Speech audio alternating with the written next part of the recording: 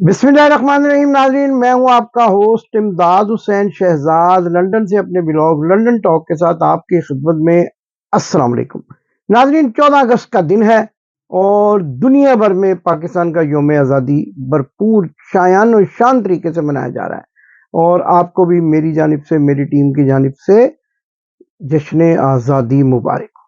लेकिन सबसे बड़ी मुबारकबाद जो मैं आपको देना चाहता हूं वो ये है कि 13 अगस्त की शाम से ही पूरी दुनिया में जहां जहां भी पाकिस्तानी बसते हैं और ख़ास तौर पर लंदन, कनाडा, अमेरिका और पाकिस्तान की सड़कों पर इस कदर हजूम उमड़ आया और हर एक के हाथ में पाकिस्तान तहरीक इंसाफ का झंडा था। ये एक बड़ी खुशखबरी और मुबारकबाद है कि लोग हकीकी आज़ादी के हसूल के लिए सड़कों पर निकले हैं और उन अहकामात की धज्जियां बखेर दी हैं जो यूं लगता था कि शायद भारत का यौम आज़ादी मनाने के सिलसिले में जारी किए गए हैं। दफा 144 यानी 4 या 6 आदमियों से ज्यादा का जमा होना जुर्म होगा, ये अहकामात दिए गए थे पाकिस्तान के पुलिस की जानिब से, खास तौर पर पंजाब पुलिस के डॉक्टर टनकरे यानी डॉक्टर उस्मान अनवर की जानिब से, जो अपने आप को इंस्पेक्टर जनरल पंजाब पुलिस कहते हैं लेकिन असल में चमचा जनरल पंजाब पुलिस है। उन्होंने बड़ी नाजेबा गुफ्तगू की थी यौम आज़ादी के हवाले से और उस दिन के हवाले से कि जिसमें पाकिस्तान के क़याम के लिए लाखों कुर्बानियां दी गई थी। उन्होंने जो नाजेबा गुफ्तगू की थी, अवाम ने उनके मुंह पर वापस दे मारा है और उन अहकामात को भी उनके मुंह पर वापस दे मारा है कि जो वो यौम आज़ादी मनाने और पाकिस्तान तहरीक इंसाफ के झंडे उठाने से मना करने के लिए जारी कर चुके थे। पाकिस्तान की सड़कों पर अवाम का जमे गफीर आप मेरी इन वीडियोस में देख सकते हैं, जो भी मैं आपको दिखाऊंगा, जो क्लिक्स आपको दिखाऊंगा, और उसके साथ साथ लंदन के ट्रफालगर स्क्वायर से शुरू होने वाली शायान अली की कॉल पर जो एहतजाजी रैली और जश्न आज़ादी का प्रोग्राम, वो जब मियाँ बीमार शरीफ के घर के सामने पहुंचा तो क्या क्या वाकयात हुए, क्या क्या चीजें हुई और एवनफील्ड के बाहर जो है 14 अगस्त और 13 अगस्त की दरमियानी रात को, शाम को जो है चोर चोर के नारे गूंज उठे और मुझे ये भी बताया गया कि पास में मुकीम गोरे ये पूछते रहे कि 14 अगस्त के दिन चोर चोर का नारा क्यों लगाया जा रहा है। तो उनको बताया गया है कि एक बहुत बड़ा चोर यहाँ छुपा हुआ है जिसको नौजवान शायान अली ताकुब करके पाकिस्तान वापस भिजवाना चाहता है ताकि उससे पाकिस्तान के कौमी खजाने को लूटे जाने का हिसाब ले सके। नाज़रीन, इसके साथ साथ एक बड़ी खबर यह है कि जनाब काकड़ किस खानदान से ताल्लुक रखते हैं और निगरान वजीर आजम किसने बनाया है, और इस सिलसिले में एक दिलचस्प वाकया भी किसी ऐनी शाहद ने मुझे भिजवाया है जो मैं आपके साथ शेयर करूंगा, जो शहबाज शरीफ और जो है अपोजिशन लीडर राजा रियाज के दरमियान होने वाली इंतहाई दिलचस्प और पुरमजाक गुफ्तगू है, जिससे जाहिर होता है कि वजीर आजम का नाम कहां से आया और किसने उनको जो है मुकर्रर किया। लेकिन इससे पहले मैं आपको जरा माजी में ले जाना चाहता हूँ। 1993 की बात है। एक और काकड़ भी थे जिन्होंने नवाज शरीफ की गर्दन पर फौजी छड़ी रखकर कहा था कि इस्तीफा देना है या फिर, और उसके बाद काकड़ जो हैं, जो बलूचिस्तान के शोब कबीले से ताल्लुक रखते हैं, उन्होंने अपनी मर्दानगी दिखाई और चीफ ऑफ आर्मी स्टाफ होने के साथ साथ इस बात का भी फैसला करके कि पाकिस्तान की जो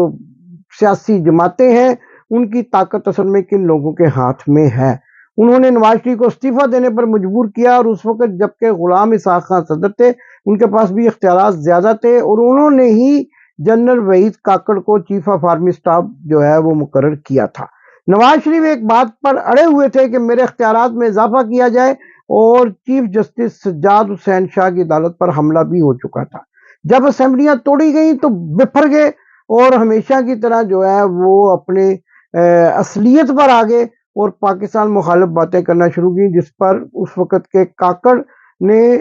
फौरी तौर पर एक्शन लिया। बगैर किसी बड़े ऑपरेशन के उन्होंने जाकर एक ही लफ्ज कहा कि अब तुम क्या चाहते हो, और फौजी स्टिक जो है वो नवाज शरीफ की गर्दन पर रखी और उसके बाद सवाल जब पहला ही पूछा तो नवाज शरीफ की कांपें जो है वो टांगने लगी और उनकी पतलून गीली हो गई और फौरी तौर पर इस्तीफा देकर घर चले गए। तो अब फिर एक काकड़ को मुकर्रर किया गया। एस्टेब्लिशमेंट के बंदा होने के ताने दिए जा रहे हैं, लेकिन आने वाले दिनों में पता चलेगा कि नवारुल्लाह काकड़, जिनको आमतौर पे कुक्कड़ कहा जा रहा है, क्या कारनामा सर अंजाम देंगे। अगर वो पाकिस्तान की मैशत को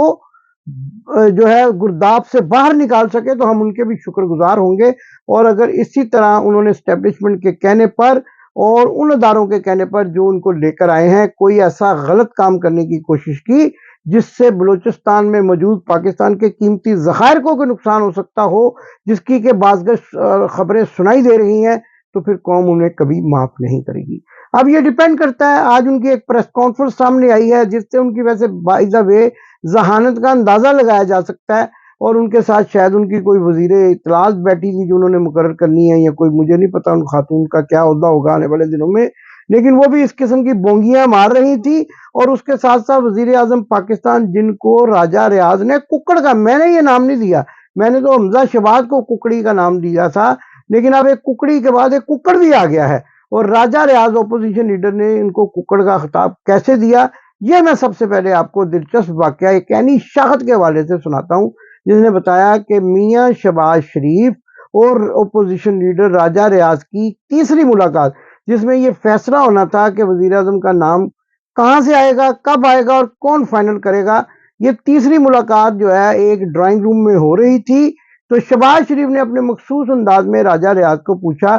کہ بھئی نا آ گیا کہ نہیں، تو انہوں نے بھی اپنے مخصوص انداز میں کہا کہ ہونے ہی آنا رہا ہے۔ اور اس کے بعد یعنی تھوڑی دیر کے بعد ہی پھر میاں شہباز شریف نے پوچھا کہ ہن کنی کی دیر ہے، یعنی ابھی کتنی دیر باقی ہے، تو راجہ ریاض نے کہا ذرا سا صبر کریں، ابھی نام آنے ہی والا ہے۔ اور کہنے والے اینی شاہد نے بتایا کہ اس کے بعد اردری نے آ کر بتایا کہ باہر ایک شخص ایک لفافہ دے کر گیا، اور وہ لفافہ اس نے راجہ ریاض کو پکڑا دیا۔ راجہ ریاض نے معنی خیز انداز میں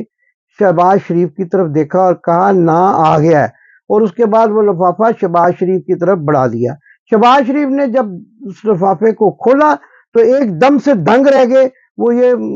تصور کر رہے تھے کہ شاید جو ہے ان کے رشتہ دار ساگ ڈالر کا نام ہوگا، یا پھر اسٹیبلشمنٹ کے دوسرے کینڈیڈیٹ عباس جلانی کیا نام ہے ان کا ہوگا، لیکن نام نکلا اندر سے نوار اللہ کاکڑ کا۔ تو انہوں نے راجہ ریاض سے پوچھا کہ یہ کیا نام ہے نوار اللہ کاکڑ، تو نوار اللہ کاکڑ نے لفافہ ان کے ہاتھ سے واپس لیتے، راجہ ریاض نے لفافہ ان کے ہاتھ سے واپس لیتے ہوئے کہا کہ کوئی نوار اللہ کو ککڑ ہے، تو انہوں نے کہا نہیں ککڑ نہیں ہے، کاکڑ ہے، اور یہ سینٹر کا رکن ہے۔ تو دونوں مسکرا پڑے اور انہوں نے ایک دوسرے کو معنی خیز انداز میں دیکھتے ہوئے کہا کہ نا تے بڑے گھروں آیا ہے، یعنی نام جو ہے بڑے گھر والوں نے بھیجا ہے، اب ماننا ہی پڑے گا۔ شہباز شریف نے چونکہ پہلے سے یہ تہیہ کر رکھا تھا کہ اسٹیبلشمنٹ کے بوٹ پالش کرنے ہیں، لہٰذا انہوں نے بھی فوری طور پر کہا اچھا چلو ٹھیک ہے، پھر باقی معاملہ جان دیو، چھڈو پرا گل نو ختم کرو۔ اور انوار اللہ کاکڑ جس کو راجہ ریاض ککڑ کہہ رہے تھے، ان کے بطور نگران وزیر اعظم پر دونوں متفق ہو گئے اور اعلان کر دیا گیا۔ یہ کہانی ہے جو ایک اینی شاہد نے مجھے سنائی، اور یہ واقعہ بڑا ہی جو ہے وہ دلچسپ اور پرمزاح ہے کہ ایک اتنا بڑا عہدہ، اتنی بڑی پارٹیاں، پی ڈی ایم کا پورا ہجوم، اور ایک طرف راجہ فیصلہ آباد کا راجہ جس کو کہتے ہیں راجہ بئی راجہ نے یہ فیصلہ کر دیا کہ اب ککڑ پاکستان کا نگران وزیر اعظم ہوگا۔ بھئی عجیب بات ہے کہ ایک اپوزیشن لیڈر جس کو یہی نہیں پتا کاکڑ اور ککڑ میں کیا فرق ہے، اس نے پاکستان کے وزیر اعظم کا فیصلہ کیا، لیکن فیصلہ تو اصل میں کہیں اور سے آیا، بڑے گھر سے، جو کہہ رہا تھا کہ بڑے گھر سے یعنی بڑے گھر سے آئے گا، اور وہ بڑے گھر سے ہی آیا، ماننا پڑا۔ اور اب جو ہے پاکستان کی قسمت ایک اور Kakar, Waheed Ullah Kakar, general chief of army staff جو رہے تھے، جنہوں نے نواز شریف کی گردن پر فوجی سٹک پھیر کر کہا تھا کہ کیا چاہتے ہیں اوپر یا نیچے، اور اس کے بعد انہوں نے استعفیٰ دے دیا تھا۔ اب ایک اور کاکڑ کا قوم کو سامنا ہے، دیکھتے ہیں آنے والے دنوں میں ان کی سٹک کیا کام کرتی ہے، یا پھر یہ کسی اور کی سٹک کو کسی اور کی گردن پر پھیرنا چاہتے ہیں۔ منصوبے تو یہی بنائے جا رہے ہیں کہ اب جو ہے وہ سٹک کسی اور کی گردن پر پھیری جائے، لیکن میاں بیمار شریف خود بخود ڈرے ہوئے ہیں، وہ پاکستان آنے کا نام ہی نہیں لے رہے، کیونکہ ان کو یہ خوف ہے کہ واپس وہی فوجی سٹک جو ہے ان کی گردن پر نہ پھیری جائے، اور دوبارہ سے وہی تاریخی جملہ جو ہے وہ نہ دہرایا جائے کہ ہن پھر اٹھے کہ تھلے، اور پھر ان کو تھلے جانا پڑے۔ تو اس لیے یہ ساری باتیں جو ہیں وہ بڑی اہم ہیں، بڑی اہمیت کی حامل ہیں۔ آنے والے دنوں میں ہی پتہ چل سکے گا کہ یہ کیا اونٹ کس کروڑ بدلتا ہے اور بیٹھتا ہے۔ یہاں یہ بھی بڑی افواہیں ہیں کہ اس لیے بھی بلوچستان سے ایک ایسے شخص کو اسٹیبلشمنٹ نے اپنا نمائندہ مقرر کیا اور پاکستان کا نگران وزیر اعظم مقرر کیا کہ وہاں سے امریکی یہ چاہتے ہیں اور دوسری غیر ملکی طاقتیں چاہتی ہیں کہ پاکستان کے قیمتی معدنی ذخائر جو ہیں ان کو ٹکانے لگایا جا سکے اور ان کو وہاں سے نکال کر لوٹ مار کا سلسلہ جاری کیا جائے اور ایک اور ایسٹ انڈیا کمپنی جو ہے وہ پاکستان میں معرض وجود میں آ جائے گی۔ تو یہ بھی افواہیں ہیں، باتیں ہیں، آنے والے دنوں میں کیا ہوتا ہے، لیکن پریس کانفرنس نے بتا دیا کہ ذہانت کا لیول کیا ہے ہمارے نگران وزیر اعظم کا، اور وہ عمران خان کے بارے میں کیا خیالات رکھتے ہیں، اور ان اتنے بے خبر ہیں جن کو اتنا ہی نہیں پتا کہ پاکستان میں اس وقت جو ہے مقبول ترین لیڈر جو ہیں وہ عمران خان ہیں اور ان کے بارے میں ہرزہ سرائی کر رہے ہیں۔ ان کو کوئی بتائے کہ آپ تو ایک صوبے سے سینیٹ کے رکن ہیں اور اسٹیبلشمنٹ کے نمائندے کے طور پر نگران وزیر اعظم بنائے گئے ہیں، لیکن آپ کو یہ نہیں پتا کہ پاکستان جس شخص کو پورا پاکستان بلکہ پوری دنیا میں بسنے والے پاکستانی وزیر اعظم تصور کر رہے ہیں وہ عمران خان کی شخصیت ہے۔ بہرحال ان کا اپنا ایک ذہانت کا لیول ہے جس کا وہ اپنی پہلی ہی پریس کانفرنس میں اظہار کر چکے ہیں، اور آنے والے دنوں میں پتہ چلے گا کہ کتنے اور مزید جو ہے وہ انکشافات کرتے ہیں۔ ہم تو یہی کہیں گے 14 اگست بھی مبارک ہو اور پاکستانیوں کو حقیقی آزادی کا جشن بھی مبارک ہو اور ایک اور نمونہ وزیر اعظم بھی مبارک ہو۔ اس کے علاوہ ناظرین آج کے پروگرام میں میرے پاس ایک اور بڑی اہم خبر ہے کہ برطانیہ کے ساحل پر کیڈز کے مقام پر ایک جو ہے تارکین وطن کی کشتی ڈوب گئی ہے جس میں مختلف قومیت کے افراد بتائے جاتے ہیں جن میں پاکستانی، کل کی خبر ہے، لیکن اتنا بڑا شور مچا ہوا ہے، اتنا بڑا جو ہے ایکشن لیا جا رہا ہے اور انسانی حقوق کی تنظیموں نے برطانیہ سے اور فرانس سے مطالبہ کیا ہے، خاص طور پر برطانیہ سے مطالبہ کیا ہے کیونکہ یہ برطانیہ کے پانی میں یہ واقعہ پیش آیا ہے، برطانیہ کے سمندر کی حدود میں یہ واقعہ پیش آیا ہے، تو مطالبہ کیا جا رہا ہے کہ تارکین وطن کے لیے محفوظ راستے جو ہیں وہ تلاش کیے جائیں اور ان کو سیاسی پناہ دینے کے لیے ایسے اقدامات کیے جائیں جن سے وہ اپنی جان پر کھیلنے سے گریز کریں۔ بہت بڑا دباؤ ہے اور بڑی خبر ہے، اور اس کے ساتھ ساتھ امیگریشن کے حوالے سے ایک اور بڑی انتہائی اہم خبر ہے کہ برطانیہ میں امیگریشن کے حوالے سے وزیر اعظم ایک بڑا اعلان کرنے والے ہیں جس میں سیاسی پناہ گزینوں کی جو بیک لاگ درخواستیں ہیں ان کو منظور کرنے کی منظوری دی جائے گی، اور اس سے بہت سارے ایسے لوگوں کو فائدہ ہوگا جو سیاسی پناہ کی درخواستیں دیے ہوئے ہیں اور انتظار میں ہے کہ ان کے کیسز کا کب فیصلہ ہوگا۔ پاکستان زندہ باد۔